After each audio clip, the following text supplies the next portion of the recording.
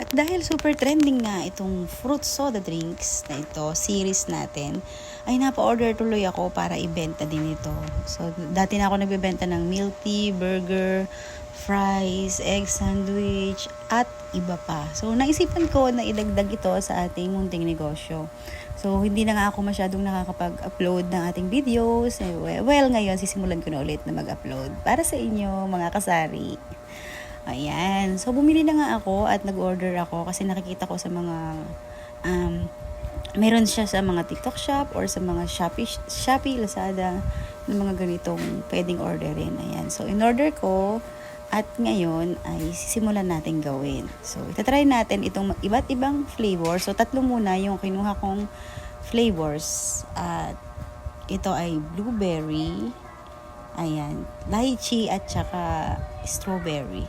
So, una namin gustong itry itong blueberry. At syempre, nakalimutan ko siyang shake. Kailangan dyan shake. Kaya sabi nung asawa ko, i-shake mo kaya muna. Sige na, i-shake mo muna.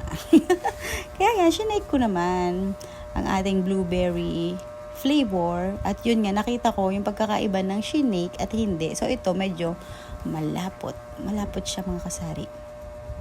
At syempre sa atin naman mga momshies, mga talagang nasa isip natin yung magdagdag ng kita, no? Dahil napakahirap ng buhay ngayon, kahit ano ay ibebenta natin. So, itong binili namin ngayon is itong 1.5 liters na Sprite. So, pwede din yung 7-Up. Pero, natry ko na kasi na magbenta. So, I suggest na yung gamitin na lang natin ng mga soft drinks ay hindi na ganitong 1.5 kasi lumalabas yung spirit. So, sa soda kasi mas maganda yung talagang nagbe-burst yung niya, yung spirit niya. So, maganda yung mga bote ang gamitin natin. Halimbawa, yung nasa bote o kaya yung mismo yan. O siya. Ang una nating nilagay ay yung ating flavor, then i-mix natin siya ng Sprite. Ayan, haluin natin. So, meron na din siyang rainbow jelly. So, yung ating rainbow jelly ay na-order din natin kasabay na ng flavor. So, may mga shop na pwede kong ilagay dyan sa link sa comment section para pwede din tayong mag-order. At itry din natin itong napakasarap na fruit soda lemon drinks na to. So, dito may mga option. Pwede namang hindi nalagyan ng Yakult. Pero dahil yung order natin for today is gusto niya ng may Yakult, ayan, nag-add tayo ng Yakult. At syempre, yung presyo natin ay kapag ka nagpa-add ng Yakult, pwede na siya sa 12 to 13 pesos. Pero sa iba, dahil iba-iba nga tayo ng lugar, ginagawa lang per add-ons ay 15 pesos. Pero dahil dito sa lugar namin is 12 lang. So, 12 lang yung add-ons ko ng Yakult. So, binibenta ko ang drinks na ito sa halagang 40 pesos plus add-ons na Yakult ay magiging 52 pesos siya. At ang gamit ko nga palang baso dito, mga kasari, ay 22 ounce. Ayan, so blueberry, Yakult soda ang ating ginawa ngayon. At syempre, napakasarap nito. Nung na-try ko yung lasa niya, kakaiba yung blueberry. Parang naging favorite ko yung blueberry. At ngayon naman, may nag-order din ng lychee. So, kung familiar kayo sa mga mogu-mogu, ayan, so try nyo to. At ay naku, masarap. So, dahil nga, kailangan natin siyang i-shake.